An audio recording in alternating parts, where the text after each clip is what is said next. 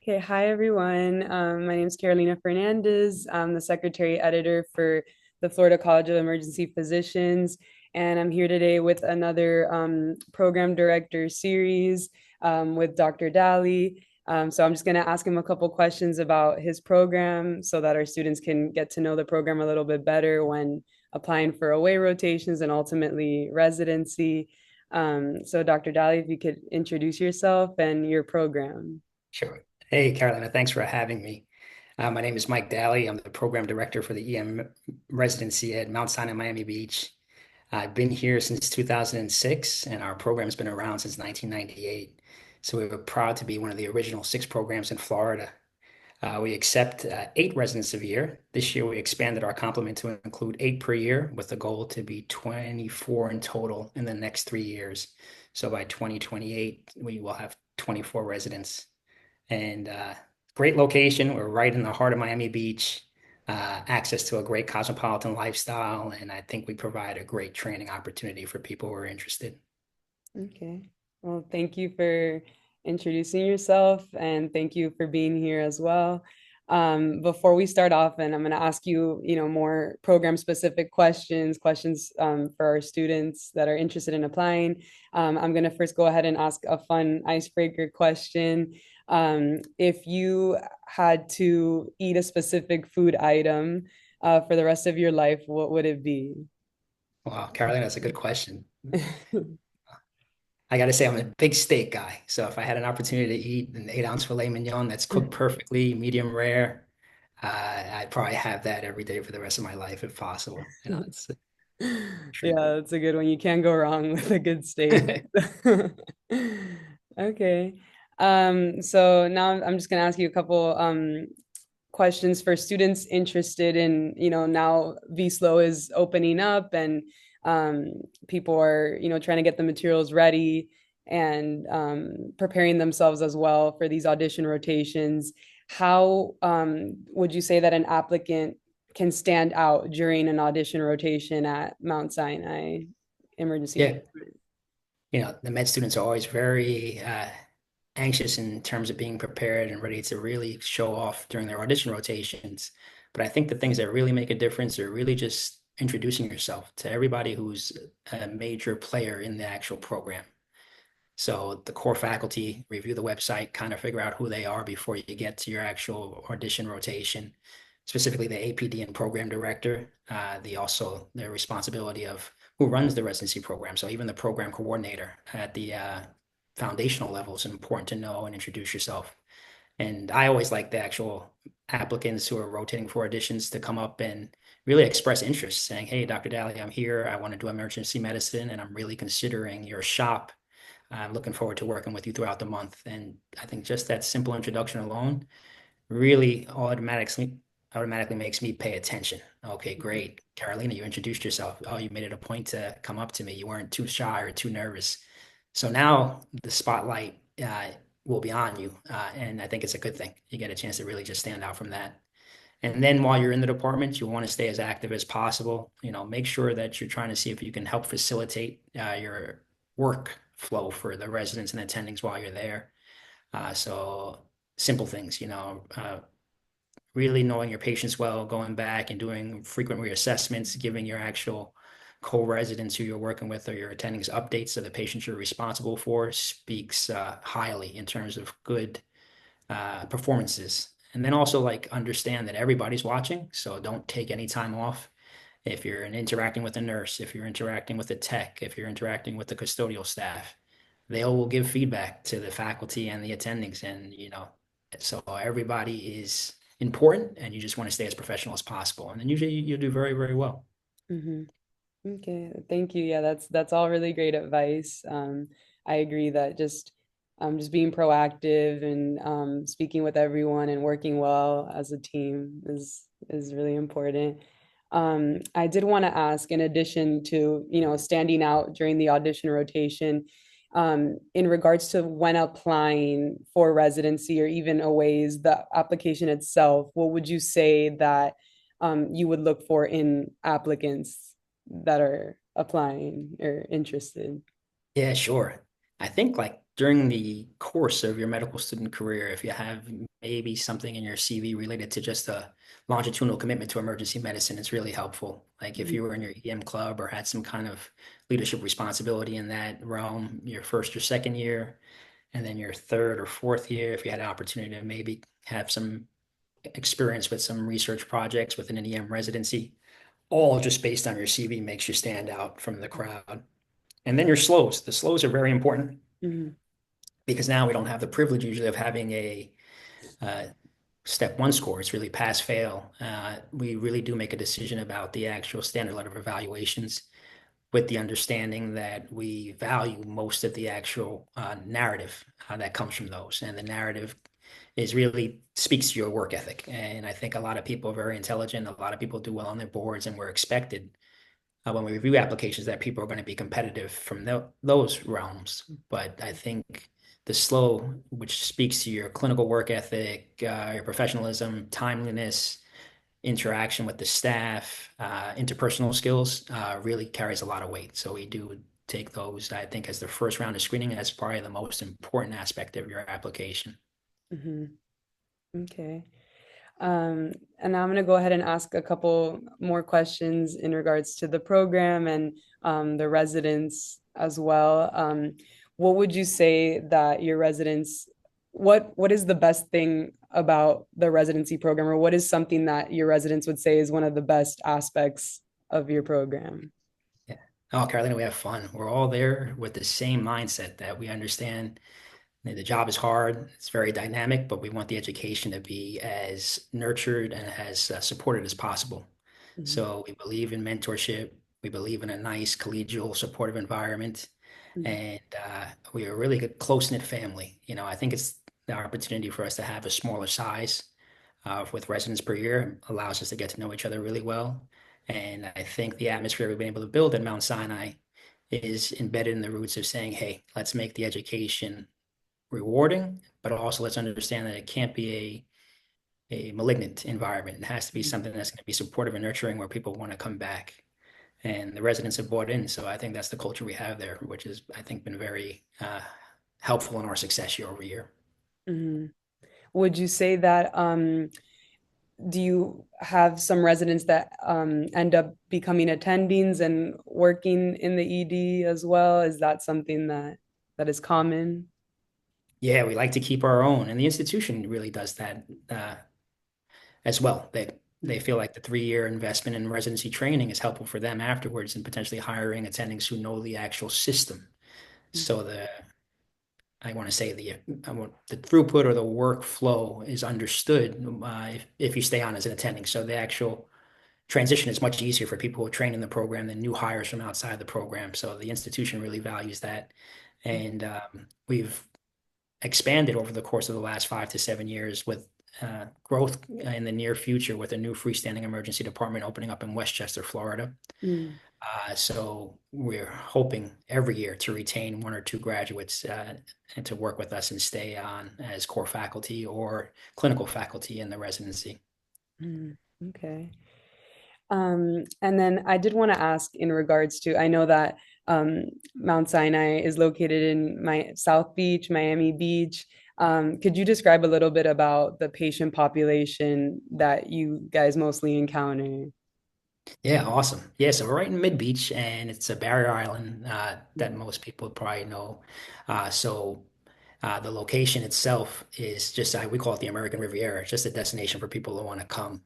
It's about maybe a 3 mile drive to Miami proper, and we take care of everything, which is pretty awesome.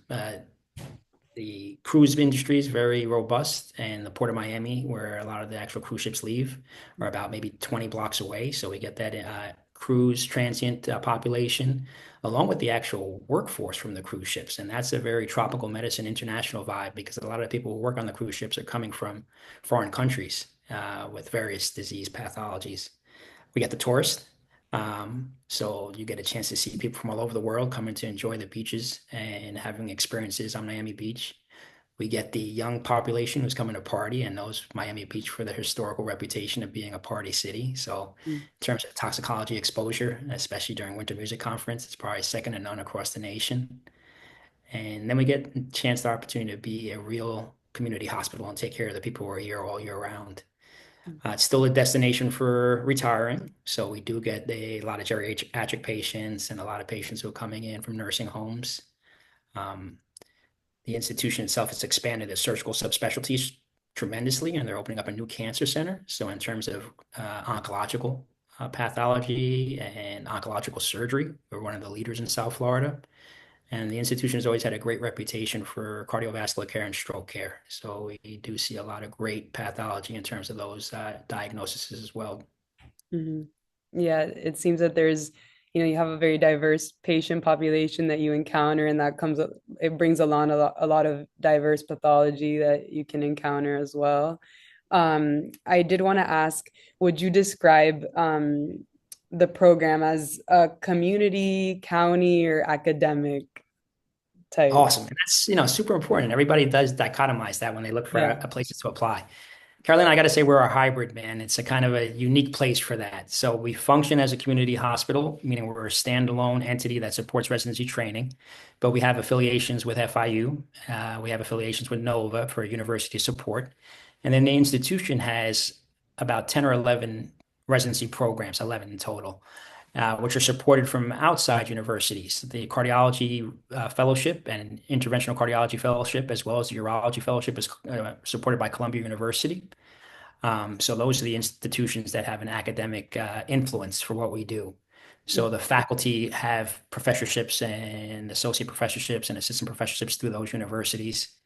Um, and we have two other affiliated sites, which are actually part of the program. So we have three sites in total for your training. We go over to Jackson Memorial Hospital and University of Miami to do our level one trauma experience, as well as our toxicology rotation and 1 month of adult emergency medicine. And I think that's great because residents who are in the program can kind of see what the county hospital, safety net hospital looks like, the expectations are when you work there, and it could be something that you would consider working for or at after you graduate residency. And then we go down to Jack Nicklaus Children's Hospital to do our pediatric rotation. And again, for people who don't know South Florida, but that's our major level one pediatric tertiary receiving facility in South Florida, in Miami proper. And again, another institution, another great experience for our actual residents to go through and learn. So that's why we call it maybe an academic community hospital. Mhm. The nice part about the community hospital title for the training experience, though, is that you really get a chance to manage your patients entirely.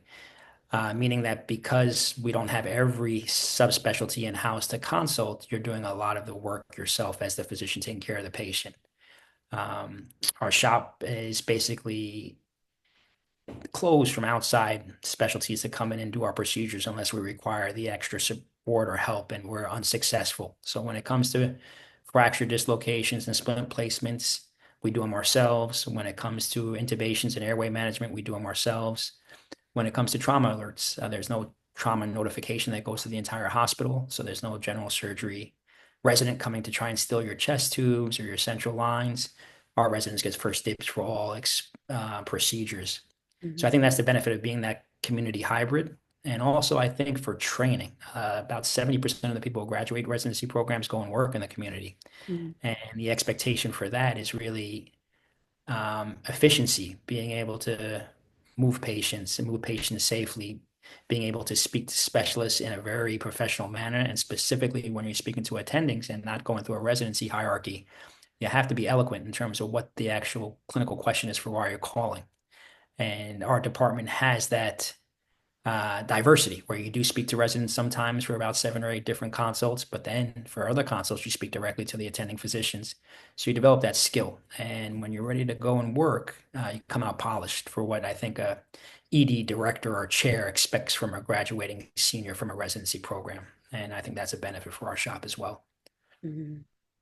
Yeah, definitely. Thank you for all that information. And it gives us a better idea of, yeah, like the type of program. But like you said, it's like a hybrid and it allows for a lot of opportunities. And especially with like you said, like being able to, it's like one of the most important things I think is just being able to have the ability to do the procedures rather than having, other specialties kind of take over. So I think that that's a really good highlight. Um, And one more thing, Carolyn, regarding that, we're pretty innovative. So for a community hospital, we have a lot of support. So I think we do things that are a little more cutting edge than most community EM programs. uh, Research. I think we're lucky to have you involved with a project or two, but in terms of scholarly activity, we're probably one of the most productive residencies in South Florida. And then resuscitation is something that we really value. So the institutions supported our ultrasound fellowship to teach TEE. So in cardiac arrest, we do resuscitative TEE in the department. Mhm. We have an ECMO specialist, a cardiothoracic surgeon, who's the leader of ECMO in our hospital, and we've had 4 or 5 different cases for people in cardiac arrest who were put on eCPR and cannulated for ECMO in the emergency department.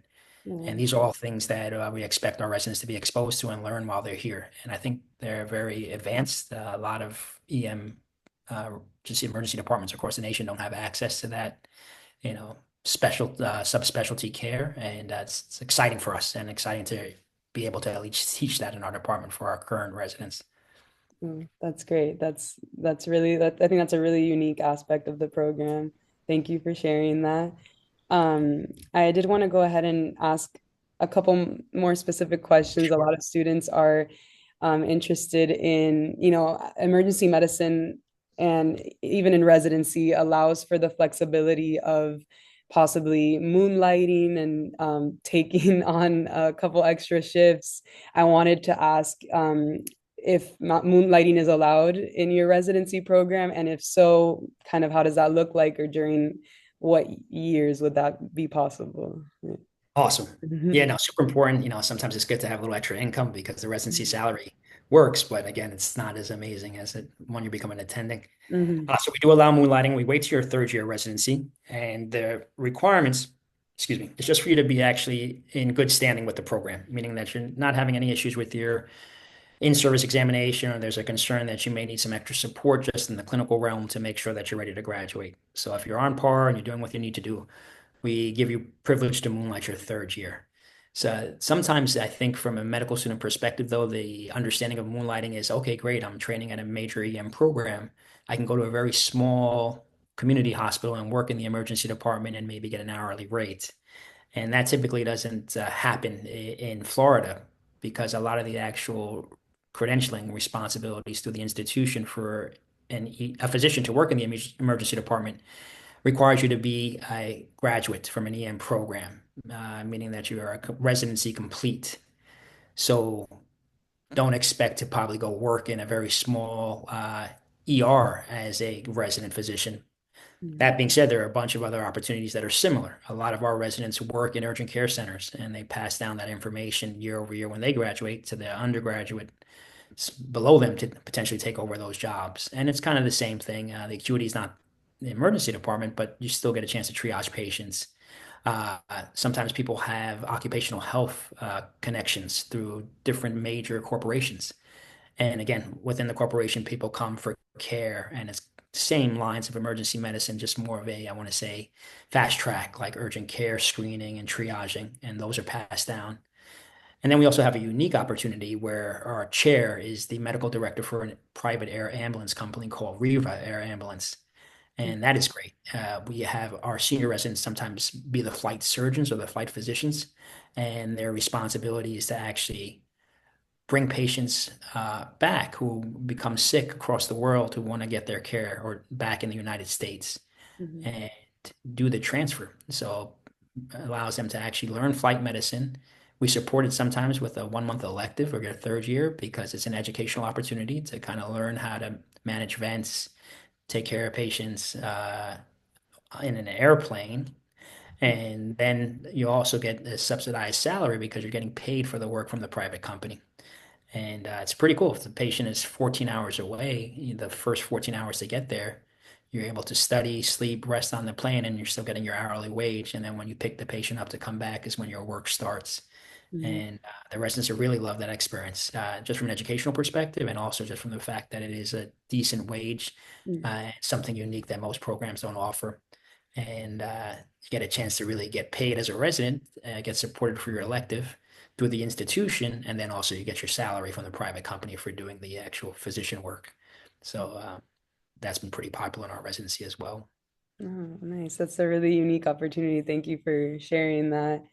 I'm sure a lot of students that have an interest in that would find that to be, yeah, something that would draw them to the program. So I thank you for sharing that.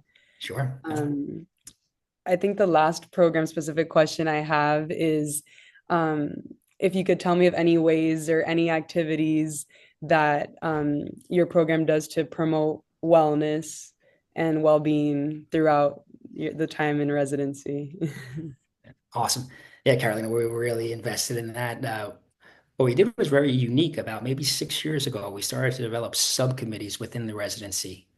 And one of our subcommittees is a wellness committee. So I think it's really great. We try to make it a point during our Wednesday didactics to meet once a month and break up into the small groups and address desires or concerns. And within wellness, we've been able to come up with some really cool things.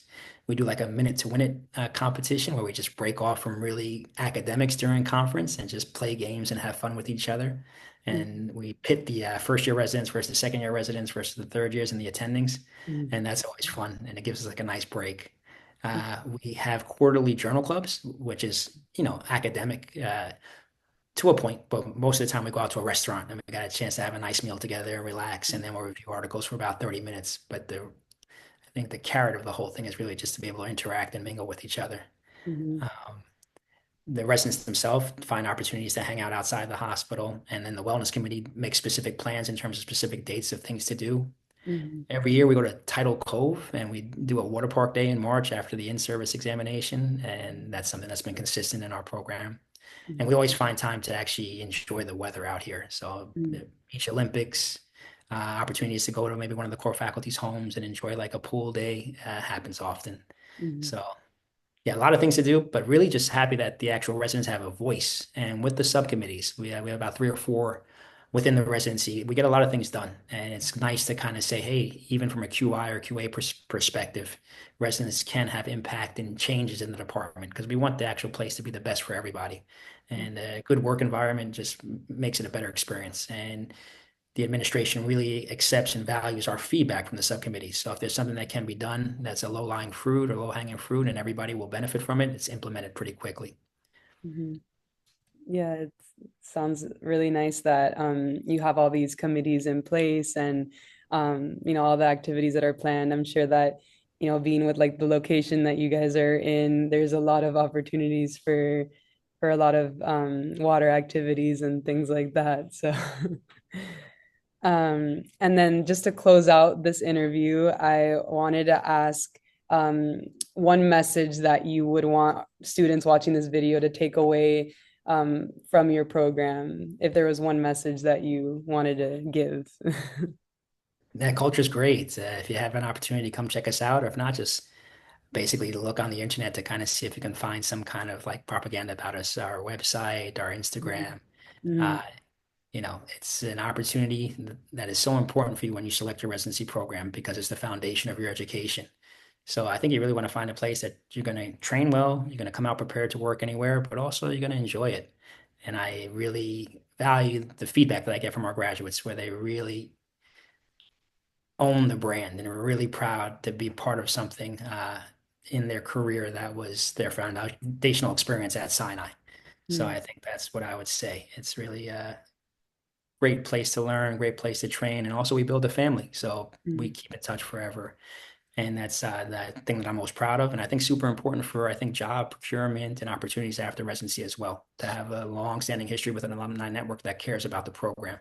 And that's paid off for us in terms of placing our residents across the nation ever since we started. mhm. All right. Well, thank you so much, Dr. Daly. Thank you for, taking the time and sharing such great insight on Mount Sinai and all the specifics. It means a lot to all our students watching this video, and especially now as this new application cycle commences. So I thank you for taking the time. And if there's anything else you wanted to address, we could, but yeah. Awesome. Carolina, thank you for the opportunity. It's always a pleasure to see you and speak to you. I just want everybody to enjoy the experience. It's stressful. You feel like, oh my God, this is going to be a major obstacle to get through. And once it's over and you match to the place you want to be, it's amazing. Pat on your back, and then you start your career, which is going to be the next phase, your next chapter, and you just continue to grow. So enjoy the ride, and things will work out